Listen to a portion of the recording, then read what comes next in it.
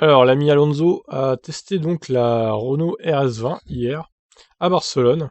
On va découvrir un peu son interview de ce qu'il en a pensé de cette voiture. Donc, il a admis que la RS20 l'a battu lors de son premier test à Barcelone. Le double champion du monde a participé à une journée de tournage sur le circuit de Barcelone, saisissant l'occasion pour tester la voiture qui deviendra celle avec laquelle il disputera la saison 2021 de F1. Et oui, parce qu'elle ne change pas entre 2020 et 2021 les voitures, du coup. Ou que très peu, vraiment très peu. Des évolutions, mais rien de plus.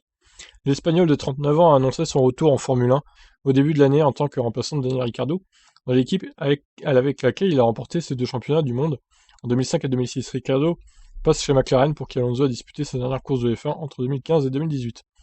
Ça a été une très bonne journée ici à Barcelone, notre jour de tournage, a déclaré Alonso lors d'une vidéo sur le compte Instagram de l'équipe Renault. Seulement 100 km, mais pour moi, ils étaient très spéciaux. Le retour dans une voiture de F1 avec l'équipe et une bonne occasion de sentir la RS20 dans mes mains. Le sentiment était bon. Je pense que la voiture me surpasse en ce moment. Je ne peux pas tirer le maximum de la voiture parce que revenir à la vitesse de la Formule 1 n'est pas si facile.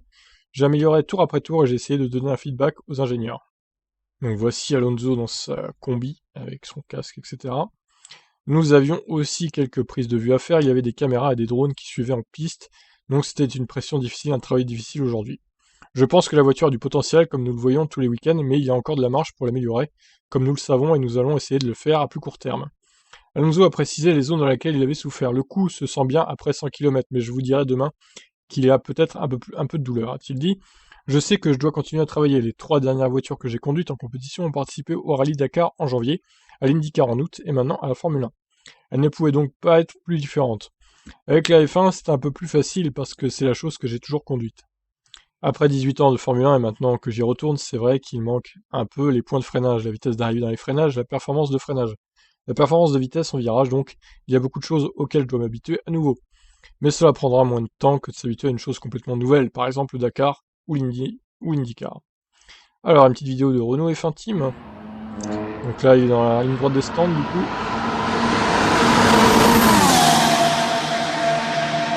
À pleine balle, Fernando. Je vais essayer de vous trouver d'autres vidéos, au pire. Sur le Twitter de Renault F1 Team, du coup, il y a plus de photos et des vidéos. Voilà Fernando avec son numéro 14 arboré sur la Renault. Alors, il y en a une là, une petite.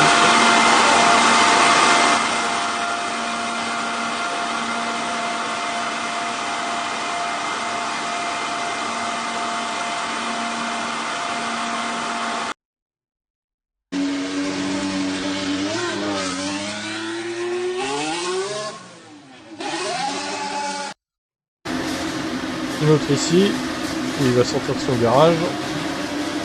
C'est des petites vidéos, hein, c'est déjà pas mal, c'est mieux que rien. Son casque ici.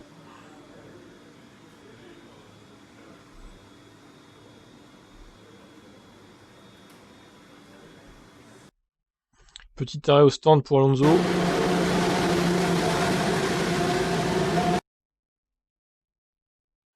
Allez, une petite dernière pour la route et après on se quitte.